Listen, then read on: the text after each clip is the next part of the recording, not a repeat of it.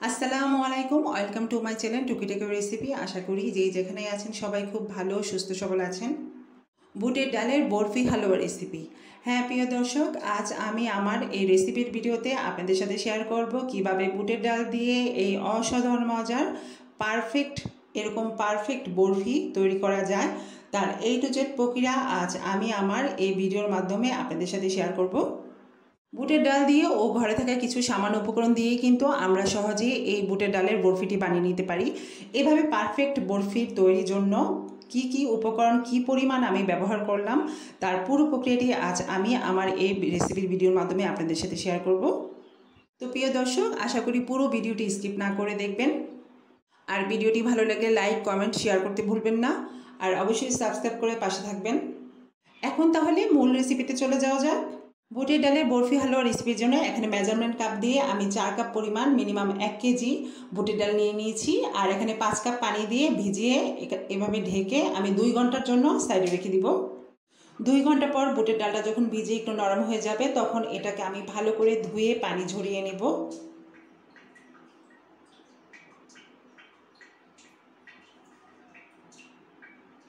পানি ঝরানো হয়ে গেলে এখন আমি চুলাতে একটি সসপ্যান বসিয়ে পরিমাণ মতো পানি পরিমাণ মতো লবণ দিয়ে ভালো করে হাই হিটে সিদ্ধ করে নিব।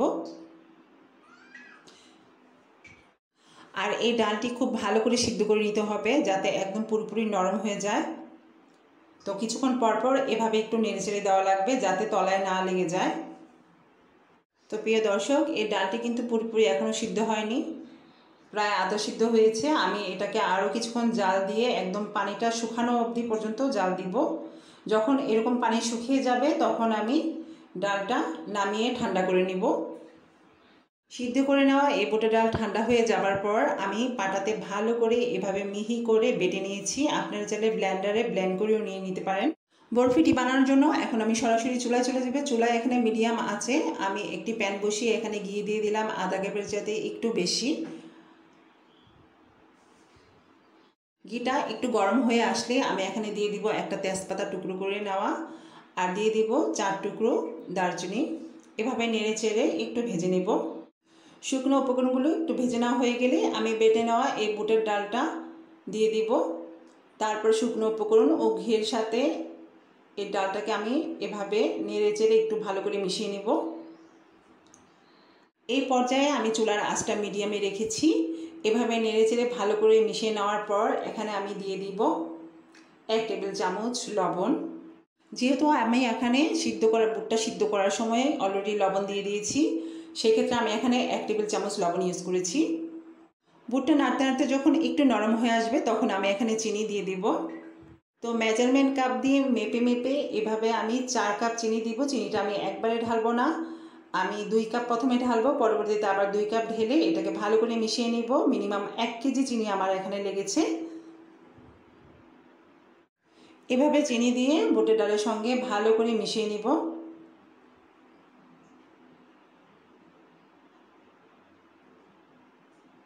এভাবে মিডিয়াম আঁচে জাল করে চিনিটা না গলা অবধি পর্যন্ত আমি এভাবেই নাড়তে থাকবো।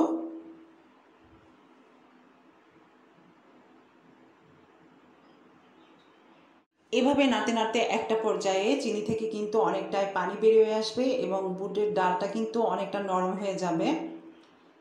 এই অবস্থায় আমি দিয়ে দিব এখানে 1 চা চামচ এলাচ গুঁড়ো। এলাচ গুঁড়ো দিয়ে আমি আরও কিছুক্ষণ নেড়ে চেড়ে এখানে দিয়ে দিব 1 কাপ লিকুইড জাল করে রাখা দুধ।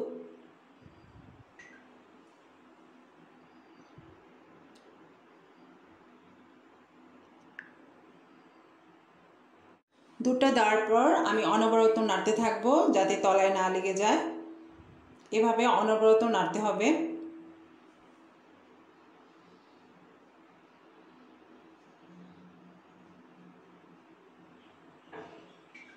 এখন আমি 1 কাপ ফুল ক্রিম গুঁড়ো দুধ দিয়ে দিব।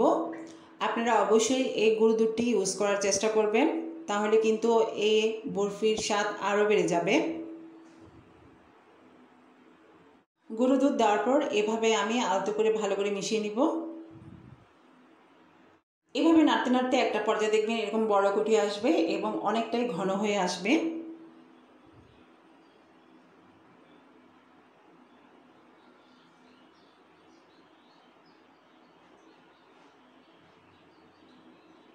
এই পর্যায়ে আমি এখন দিয়ে দিব কিছু বাদাম কুচি আর কিশমিশ।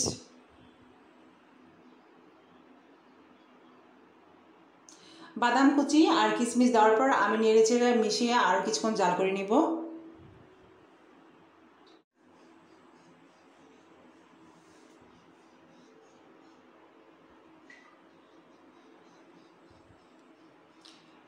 এভাবে নাড়তে নাড়তে একটা পর্যায়ে দেখবেন হালুয়ার স্ট্রাকচারটা অনেকটাই ঘন হয়ে আসবে।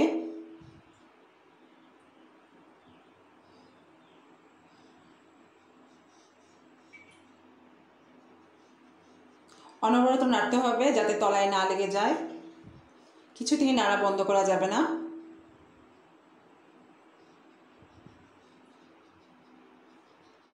এরকম ঘন হয়ে গেলে আমি এখানে দিয়ে দিব 1 টেবিল চামচ কেওড়া জল।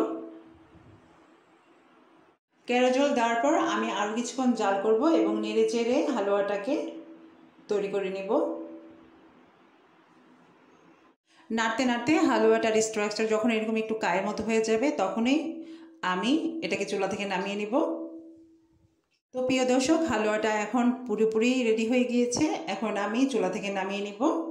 এখন আমি যে পাত্রে বরফিটা তৈরি করে নিব সেই পাত্রটি খুব ভালোভাবে ঘি দিয়ে ব্রাশ করে নিব।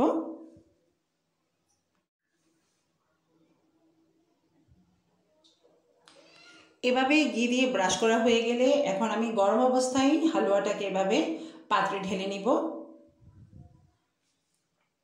হালুয়াটা গরম গরম থাকা অবস্থায় এই প্রসেসটা করে নিতে হয়।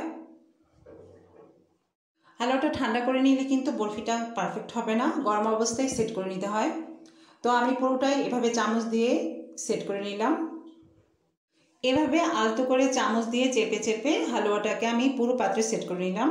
সেট করে নেওয়ার পর এখন আমি সুতি কাপড়, পাতলা একটা কাপড় দিয়ে ঢেকে মিনিমাম 5 ঘন্টার জন্য সাইডে রেখে দিব এবং 5 ঘন্টা পর ফ্রিজে 1 ঘন্টা রেখে এটাকে নামিয়ে নেব।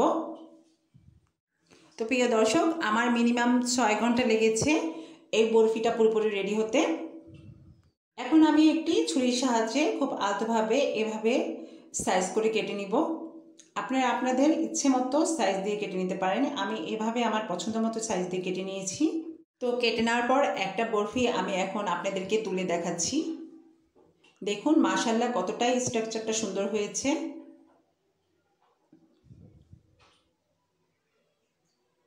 এই বুটের ডালের বরফি দেখতে যতটা নাই সুন্দর, খেতে কিন্তু অসাধারণ। ছোটো থেকে বড় কম বেশি সবারই কিন্তু এই বুটের ডালের বরফিটা খুবই পছন্দের। তো আমার ফ্যামিলির সদস্যদের কাছে কিন্তু এটা আরও বেশি পছন্দের। আমার পরিবারের সদস্যদের জন্য প্রায় আমার এটা তৈরি করতে হয়। ওরা সকাল বিকেলে নাস্তার জন্য এটা পেলে খুবই খুশি থাকে। তো এই বরফিগুলো আমরা ইচ্ছা করলে এয়ারটাইট বক্সে রেখেও সংরক্ষণ করে খেতে পারি। মিনিমাম 3 সপ্তাহ পর্যন্ত ফ্রিজে এয়ারটাইট বক্সে রেখে আমরা এটা সংরক্ষণ করে খেতে পারি। আশা করি রেসিপিটি আপনাদের ভালো লেগেছে। আর রেসিপিটি যদি ভালো লেগে থাকে অবশ্যই আপনারা বাসায় ট্রাই করে দেখবেন। আর ভালো হোক মন্দ হোক আপনাদের মূল্যবান মতামত জানাতে ভুলবেন না।